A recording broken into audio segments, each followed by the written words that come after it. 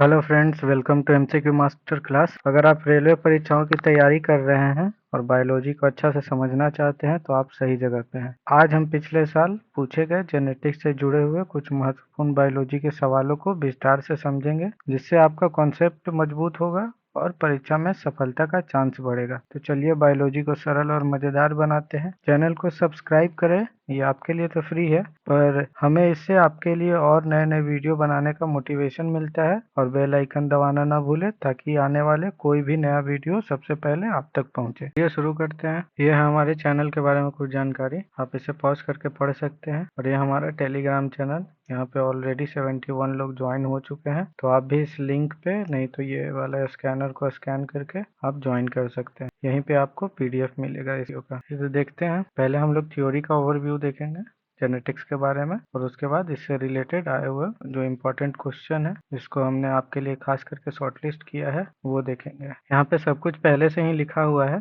ताकि आपको समझने में आसानी हो। तो जेनेटिक्स के बारे में हम लोग पढ़ते हैं, जिसका मतलब होता है अनुवांशिकी। यह विज्ञान है जो जीन और वंशानुक्रम, हेरिडेटरी और वंशानुगत लक्षण, इनहेरिट ट्रेट्स का अध्ययन करता है। जेनेटिक्स क्या होता है? वह विज्ञान जो जीन्स, वंशानुक्रम और वंशानुगत लक्षणों का अध्ययन करता है। यह अध्ययन करता है कि कैसे माता पिता से बच्चों में गुणसूत्र, क्रोमोसोम्स के माध्यम से अनुवांशिकी जानकारी, जेनेटिक इंफॉर्मेशन का संचरण होता है। कैसे? अब माता पिता से बच्चों में वो गुण आते हैं जिससे बच्चे में माता पिता के कुछ शारीरिक, मानसिक और व्यवहारिक लक्षण आते हैं। तो आगे पढ़ते हैं जीन्स और डीएनए के बारे में। जीन्स क्या है? यह डीएनए का एक छोटा खंड है, सेगमेंट है, जो विशेष रूप से लक्षणों के लिए कोडिंग करता है, जैसे बालों का रंग, आंखों का रंग, शरीर की ऊंचाई। डीएनए क्या करता है? डीएनए का फुल फॉर्म होता है डीऑक्सी राइबो न्यूक्लिक एसिड। यह वह मॉलिक्यूल है जिससे हमारी सारी अनुवांशिकी जानकारी संग्रहित होती है।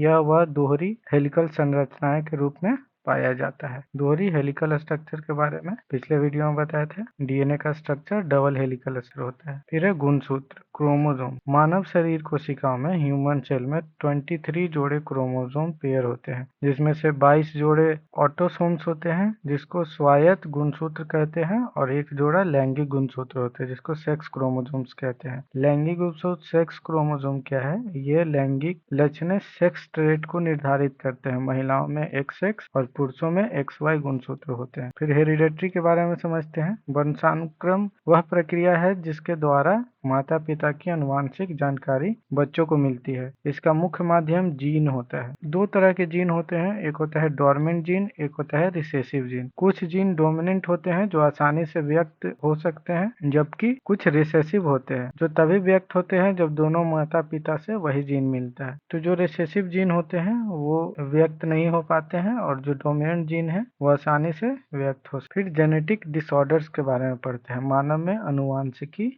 विकार। कभी कभी जीन या गुणसूत्र से होने वाला बदलाव, म्यूटेशन के कारण कुछ विकार उत्पन्न हो जाता है। उदाहरण के लिए हेमोफीलिया, या इसमें क्या होता है कि खून का थक्का न जमने की समस्या आ जाती है हेमोफीलिया के कारण। दूसरा है सिकल सेल एनीमिया। इसका है कि लाल रक्त कोशिकाएं जो होती है, आरबीसी, उसमें विकृति आ जाती है और वो ऐसे चांद के आकार का बन जाता है। और फिर है डाउन सिंड्रोम, 21वें गुणसूत्र की अतिरिक्त प्रति के कारण होने वाला विकार। जो हम लोग में 24 गुणसूत्र होते हैं, उसमें जो 21 क्रोमोसोम होता है उसमें अतिरिक्त प्रति एक और उसमें पेयर अटैच हो जाता है, जिसके कारण डाउन सिंड्रोम बीमारी होता है। फिर है मानव जीनोम परियोजना, ह्यूमन जीनोम प्रोजेक्ट। ये क्या है? ह्यूमन जीनोम प्रोजेक्ट एक अंतरराष्ट्रीय शोध परियोजना थी जिसका उद्देश्य पूरे मानव डीएनए अनुक्रम सीक्वेंस को मैप और समझना था। यह परियोजना 2003 में पूरी हुई, जिससे यह ज्ञात हुआ कि मानव जीनोम में लगभग 20,000 से 25,000 जीन होते हैं। आगे है कि बच्चों का ब्लड ग्रुप कैसे निर्धारित होता है, रक्त समूह कैसे पता चलता है कि इसका क्या होगा। तो बच्चों का रक्त समूह माता पिता के रक्त समूह के आधार पर निर्धारित होता है।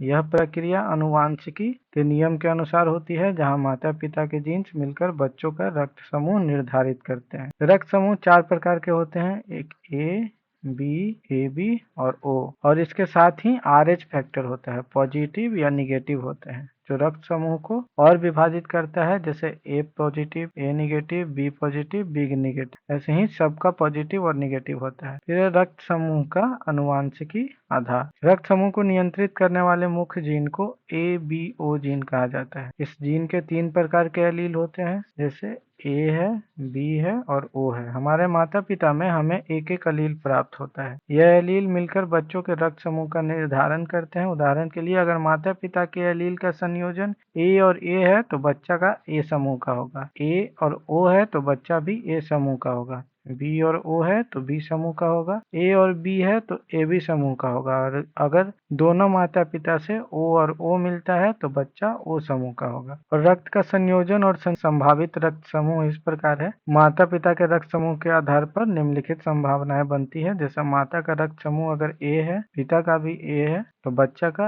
ए और ओ दोनों हो सकता है। ए और बी है तो ए बी और ओ दोनों चारों हो सकता है। ए और ए बी है तो ए बी और ए बी तीनों हो सकता है। ए और ओ है तो ए और ओ होगा। बी और बी है तो बी और ओ हो सकता है। बी और ए बी है तो ए बी तीनों हो सकता है। बी और ओ है तो बी हो सकता है, ओ हो सकता है। ए बी है और दूसरे का भी ए बी है तो ए बी और ए बी हो सकता है। और ए बी और ओ है तो ए और बी हो सकता है। और ओ दोनों का ओ ही है तो बस ओ हो सकता है। RH फैक्टर के बारे में पढ़ते हैं कि रक्त समूह में RH फैक्टर भी महत्वपूर्ण भूमिका निभाता है। यह भी अनुवांशिक रूप से माता पिता से बच्चों में जाता है। यह तय करता है कि रक्त समूह पॉजिटिव होगा या निगेटिव। अगर माता पिता में से एक का RH पॉजिटिव है, दूसरे का निगेटिव, तो बच्चा पॉजिटिव या निगेटिव दोनों हो सकता है। RH पॉजिटिव को नियंत्रित करने वाला या डोमिनेंट जीन कहते हैं। और RH निगेटिव जो है ये जीन रिसेसिव होता है। अगर माता का रक्त समूह ए पॉजिटिव और पिता का रक्त समूह बी निगेटिव है तो बच्चे का रक्त समूह निम्नलिखित हो सकता है: A B, A negative, B positive, B negative, A B और ए बी निगेटिव।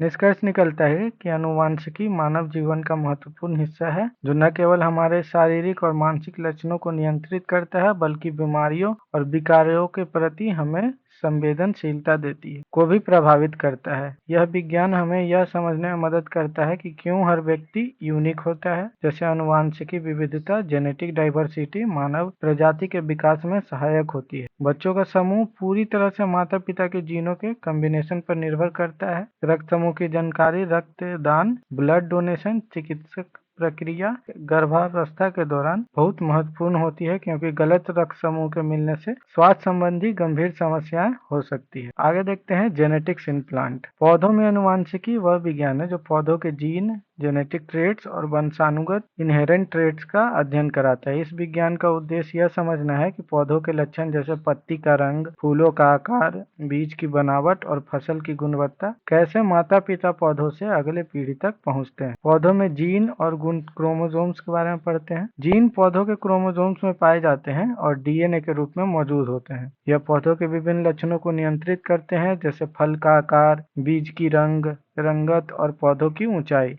क्रोमोसोम क्या होता है कि पौधों में क्रोमोसोम की संख्या अलग अलग होती है, जो प्रत्येक प्रजाति के लिए विशिष्ट होता है। उदाहरण के लिए मक्के में 20 गुणसूत्र होते हैं, गेहूं में 42 गुणसूत्र होते हैं। एलील क्या होता है? एलील जीन के विभिन्न रूप होते हैं जो पौधों के विशेष लक्षणों को निर्धारित करते हैं। हर जीन के 2 एलील होते हैं, एक माता पिता पौधों से और दूसरा पिता पिता पौधों। मेंडल के बारे में आपने सुना होगा। पौधों में अनुवांशिकी का अध्ययन ग्रेगर मेंडल ने मटर के पी प्लांट्स पे किया था, जिससे अनुवांशिकी के 3 मुख्य नियम बताए हैं। वो नियम है विभाजन का नियम, लॉ ऑफ सेग्रीगेशन, कि किसी भी जीन के 2 एलील हैं, एक माँ और एक पिता से प्राप्त, अलग अलग रहते हैं और गैमेट्स बनने पर अलग हो जाते हैं। इससे अगली पीढ़ी में एक एलील की प्राप्ति होती है। फिर लॉ ऑफ इंडिपेंडेंट असॉर्टमेंट क्या है? अलग से अधिक लक्षण ट्रेट्स जब वंशानुगत होते हैं तो वे एक दूसरे के स्वतंत्र रूप से वर्गीकृत असॉर्टेड होते हैं और अगली पीढ़ी में स्वतंत्र रूप से प्रकट होते हैं। फिर है लॉ ऑफ डोमिनेंस, प्रभावशीलता का नियम, कि जब 2 अलग अलग एलील जैसे कि डोमिनेंट और एक रिसेसिव मिलते हैं तो डोमिनेंट एलील हमेशा लक्षण को नियंत्रित करता है, जबकि रिसेसिव एलील तब तक दबा रहता है जब तक कि दोनों एलील रिसेसिव न हो। फिर है पौधों में आनुवंशिकी परिवर्तन, जेनेटिक वेरिएशन इन प्लांट, दो मुख्य तरीके से होता है। पहला है नेचुरल हाइब्रिडाइजेशन। यह प्रक्रिया तब होती है जब दो अलग अलग किस्मों या प्रजातियों के पौधों के परागकण पॉलिनेशन द्वारा मिलते हैं और उनके जीन एक नई किस्म के पौधों में मिलकर एक नया जीनोटाइप बनाते हैं। फिर है जेनेटिक म्यूटेशन। म्यूटेशन जीन या डीएनए में अचानक परिवर्तन है जो पौधों के लक्षणों को बदल सकता है। यह परिवर्तन कभी कभी प्राकृतिक रूप से होते हैं और कभी कभी परावैज्ञानिक रेज, यूवी रेज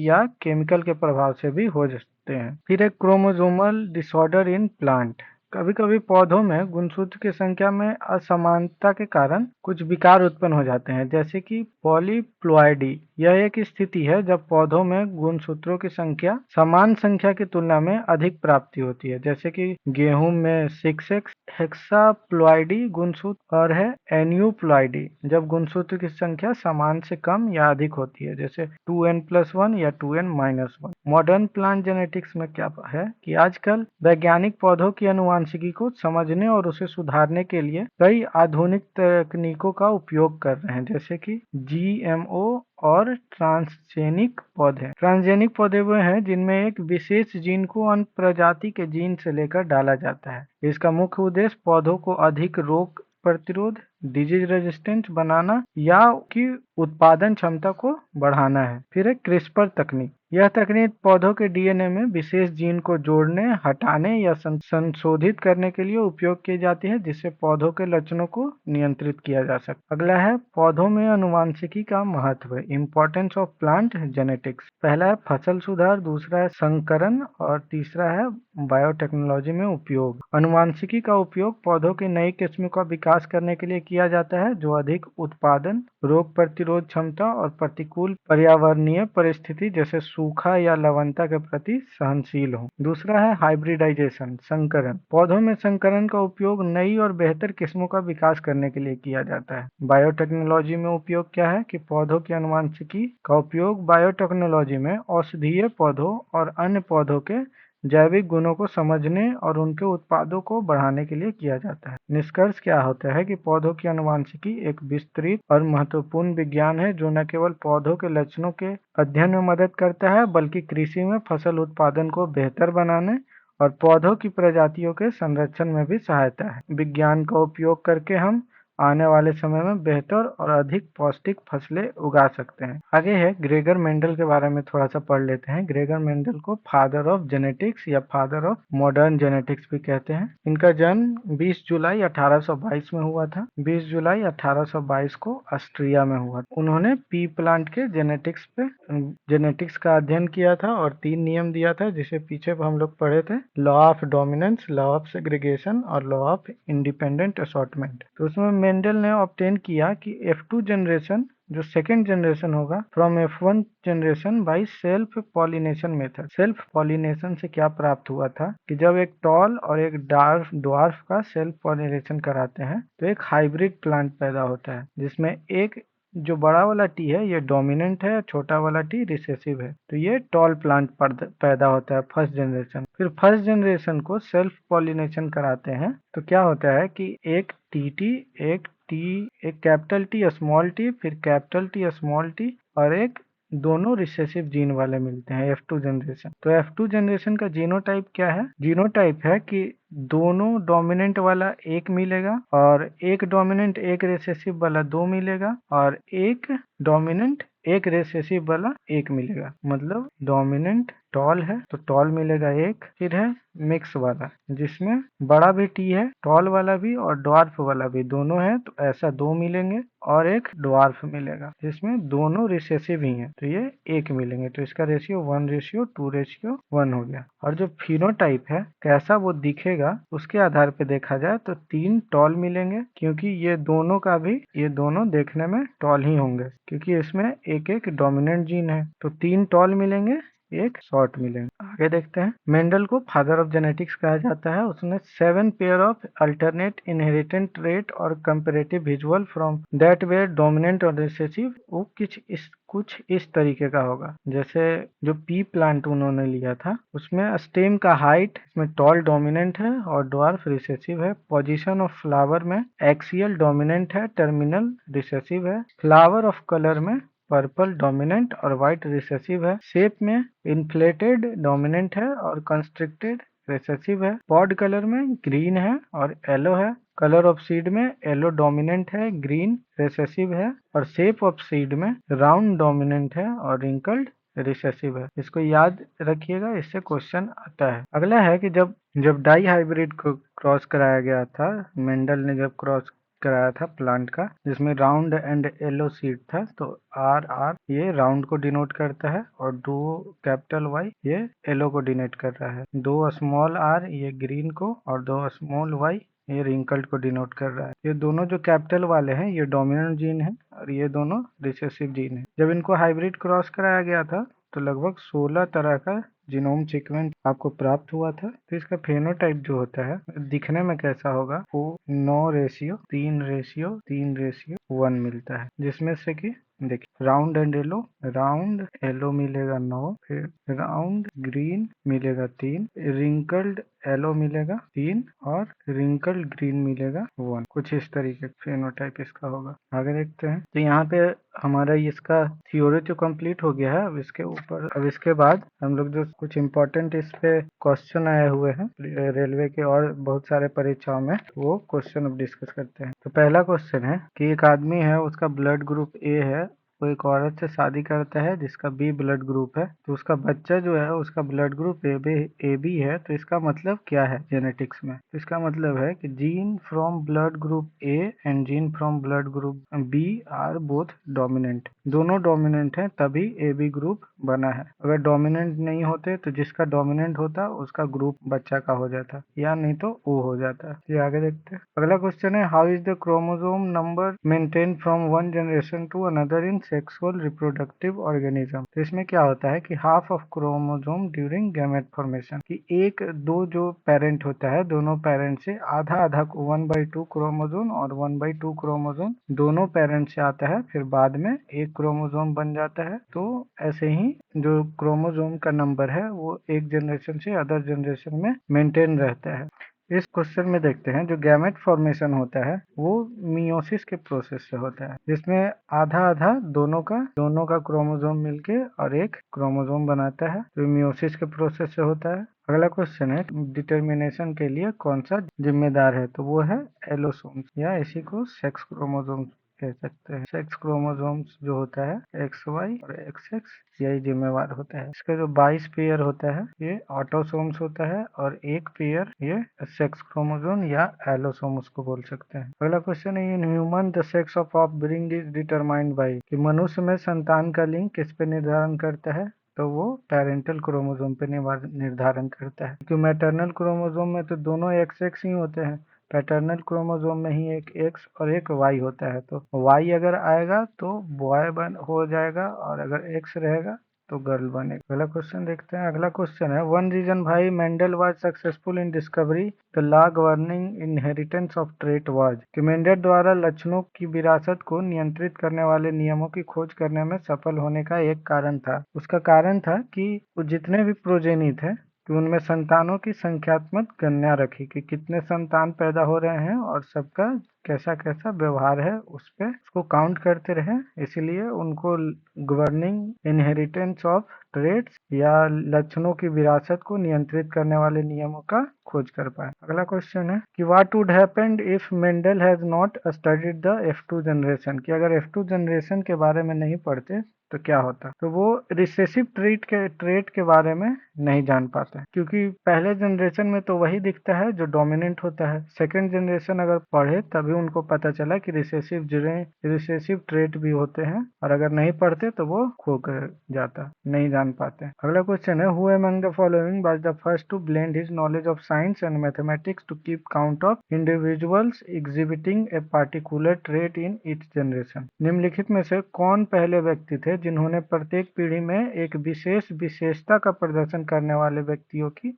गिनती रखने के लिए विज्ञान और गणित के अपने ज्ञान को मिश्रित किया। तो वो थे ग्रेगर जॉन मेंडल। इन्होंने ही 3 लॉ दिए थे, लॉ ऑफ इनहेरिटेंस, इसे पता चला है। अगला क्वेश्चन है, अगला है Mendel's law of independent assortment was based on parent P plants differing in how many traits, कि वो कितने ट्रेट्स में डिफर थे उस पे पता चला है। तो वो 2 ट्रेट में डिफर थे। अभी पीछे पढ़ाए थे कि वो अलग अलग था, एक डोमिनेंट एक रिसेसिव, और 2 अलग अलग ट्रेट वाले को उन्होंने हाइब्रिड क्रॉस कराया था, तब उनको बहुत सारा अलग अलग प्लांट मिला था। फिर उसको पढ़े तो इंडिपेंडेंट असॉर्टमेंट का उन्होंने ला दिया था। अगला क्वेश्चन है, some feature of genes are mentioned below, which option states the incorrect feature of gene. Incorrect feature of gene क्या बताता है कि इसमें लिखा हुआ है कि they do not undergo any change, तो ऐसा तो नहीं है, यही गलत हो गया। फिर they control trait by producing protein, ये सही है। ईच जर्म सेल है वन जीन सेट,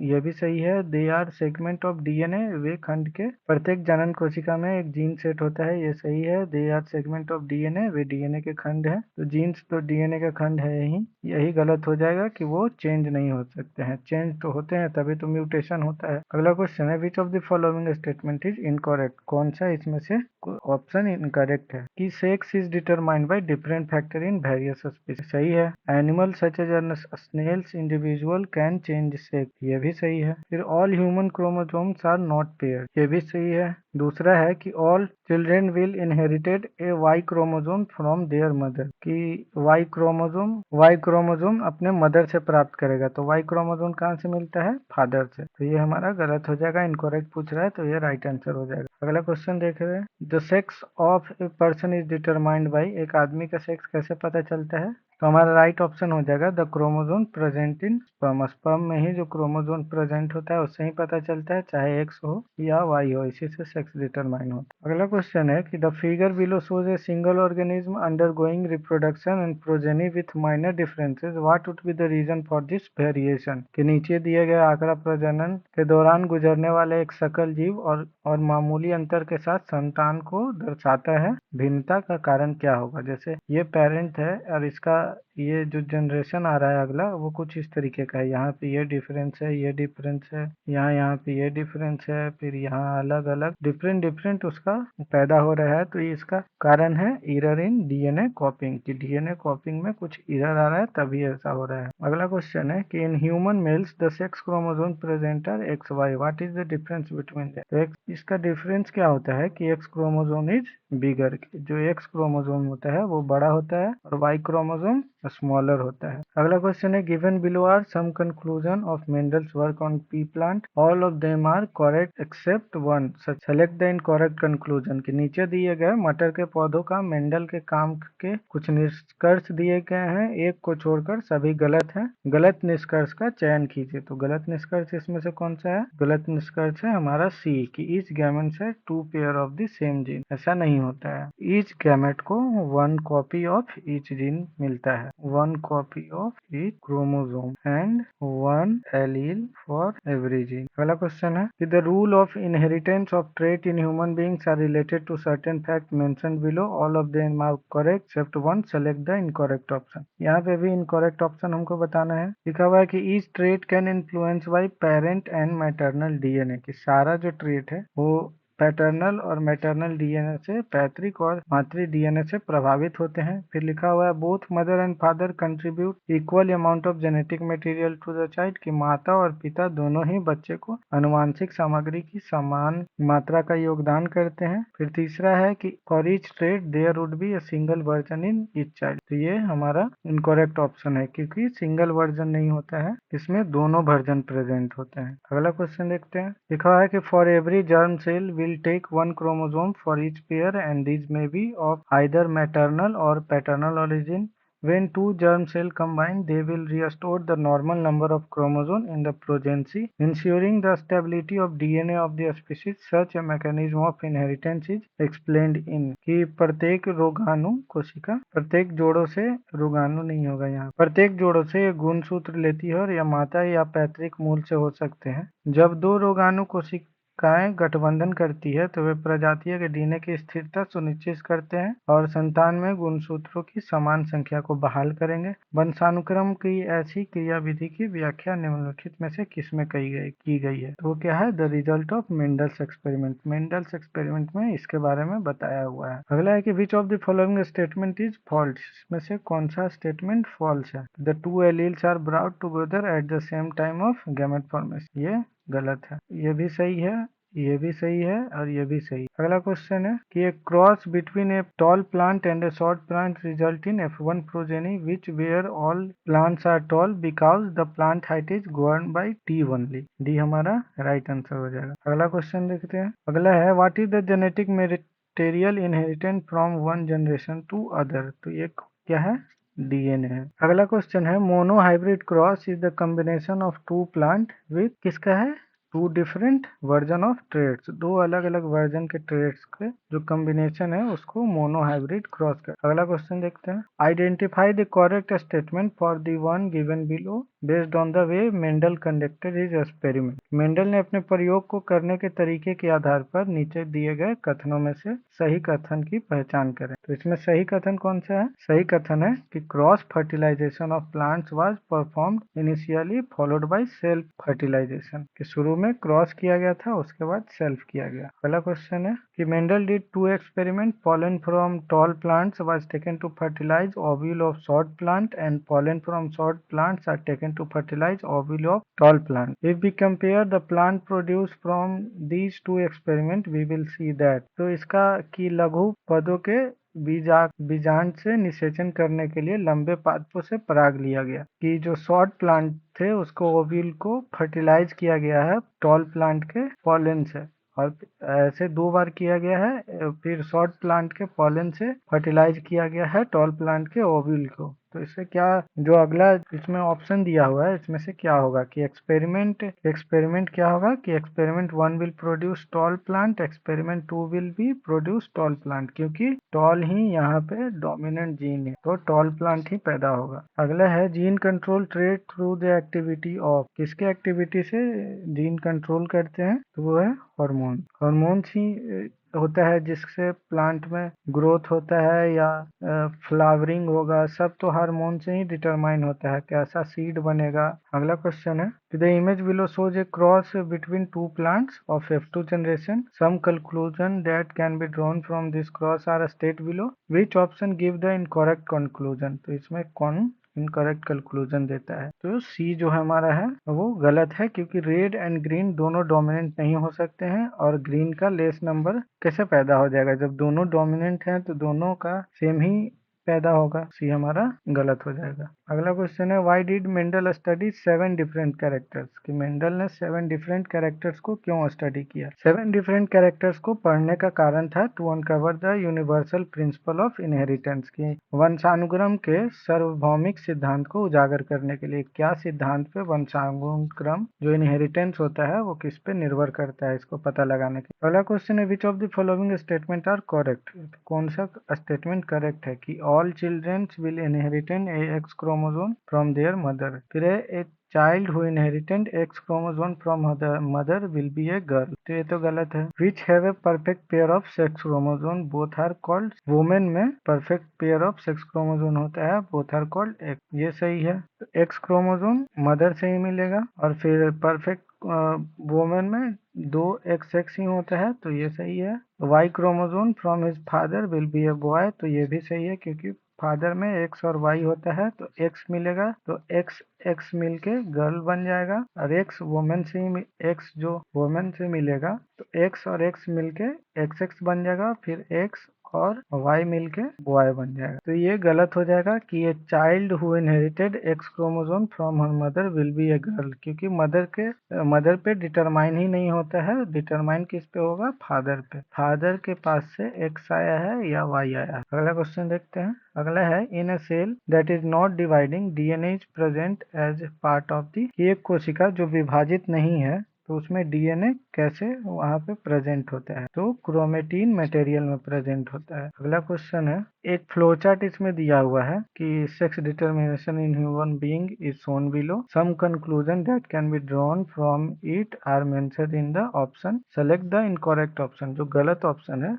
वो बताना है। तो एक्स क्रोमोसोम मदर से ही मिलेगा सारे बच्चों को, ये तो सही है। The chances of child being male और फीमेल, ये 50% है, सही है। Male decide the sex of offspring, ये भी सही है। Female decide the sex of offspring, ये गलत है, फीमेल डिसाइड नहीं करती। अगला क्वेश्चन है कि in Mendel experiment when F1 generation plant self pollinate what was genotype ratio. तो जीनोटाइप रेशियो क्या था? जीनोटाइप रेशियो था 1:2:1, अभी शुरू में हम लोग पढ़े थे। अगला क्वेश्चन है, which of the following molecule govern the inheritance of A trait by the offspring, कि निम्नलिखित में से अनुसंधान द्वारा एक विशेषता की विरासत को नियंत्रित करता है, तो वो है parental and maternal DNA, DNA ही डिटरमाइन करता है। अगला क्वेश्चन है, how many pair of sex chromosome are present in human, human में कितने सेक्स क्रोमोसोम होता है? 1 पेयर, चाहे XX चाहे XY। अगला क्वेश्चन देखते हैं, known as father of modern genetics, father of modern genetics कौन है? Gregor Mendel. अगला देखते हैं, बताना है कि विज्ञान की शाखा जिसका उद्देश्य मानव आबादी की आनुवंशिक गुणवत्ता का सुधार करना है, तो ये कौन सा है? इसको बोलते हैं, तो वो है यूजेनिक्स। यूजेनिक्स में ही genetic quality of human population को इम्प्रूव करने पे काम किया जाता है। अगला है, क्वेश्चन है कि the approach based on the idea that the organism which are more distantly related will accumulate a greater number of difference in their DNA, इसको क्या कहते हैं? कि जीव जो अधिक दूर से संबंधित है उनके डीएनए में अधिक संख्या में अंतर जमा करेंगे, तो उसको कहते हैं मोलिकुलर फाइलोजेनी। अगला क्वेश्चन है कि what is the name of the point at which the chromatids are attached in chromosome, कि उस बिंदु का नाम क्या है जिस पर क्रोमेटिड गुणसूत्रों से जुड़े होते हैं, तो उसको कहते हैं सेंट्रोमियर। अगला क्वेश्चन है, fill in the blanks with the most appropriate option, कि in the genotype of plant is TTRR the symmetry will be, तो उसका सिमेट्री क्या, समरूपता क्या होगा? तो इसका समरूपता 2TT है, मतलब ये रिसेसिव जीन है तो ड्वार्फ हो जाएगा, और RR एक कैपिटल R है तो ये डोमिनेंट है राउंड वाला, तो ड्वार्फ एंड राउंड हो जाएगा। अगला क्वेश्चन देखते हैं कि reproducing new plants by cell instead of vegetative parts और सीड इज कॉल्ड, कि वानस्पतिक भागों या बीजों के बजाय कोशिकाओं द्वारा नए पौधों का प्रजनन क्या कहलाता है? इसको कहते हैं टिश्यू कल्चर। अगला क्वेश्चन है कि जीन ग्रुप और genetic traits are known as, कि अनुवांशिक लक्षणों के जीन समूह को किस रूप में जाना जाता है? तो इसको कहते हैं जीनोटाइप, और फिनोटाइप इसके जीनोटाइप के प्रभाव को फिनोटाइप कहते हैं। अगला क्वेश्चन है unfertilised egg of human carry, कि जो अनफर्टिलाइज्ड एग ऑफ ह्यूमन है वो क्या कैरी करता है? तो वो कैरी करता है 1X क्रोमोसोम, और 1 स्पर्म जो होता है वो 1X और 1Y, चाहे तो एक X क्रोमोसोम होगा न तो एक Y क्रोमोसोम होगा, और जो एग से 1X क्रोमोसोम आ रहा है तो X और X मिलके गर्ल पैदा हो जाएगा और X और Y मिलके बॉय पैदा हो जाएगा। अगला क्वेश्चन देखते हैं, अगला क्वेश्चन है कि प्रजातियों में उत्तरजीविता लाभ प्राप्त कर सकते हैं या केवल आनुवंशिक अनुक्रमों में योगदान कर सकते हैं, कि जो खाली स्थान है ये क्या है जो species can provide survival advantage और may contribute only to genetic sequence, वे है चेंज इन स्पीसीज, के स्पीसीज में जो परिवर्तन है वो सर्वाइवल एडवांटेज और may contribute to genetic sequence भी कर सकता है। अगला है द ट्रांसमिशन ऑफ फिजिकल और mental traits from parent to progeny is called, इसको क्या कहते हैं? इसको कहते हैं हेरिडिटी। अगला क्वेश्चन है gene mutation is caused by, कि जीन का जो म्यूटेशन होता है वो किसके कारण होता है? इसका कारण है change in sequence of nitrogen bases, कि नाइट्रोजन बेस के अनुक्रम में परिवर्तन हो जाता है तो उसी के कारण जीन म्यूटेशन हो जाता है। अगला क्वेश्चन है द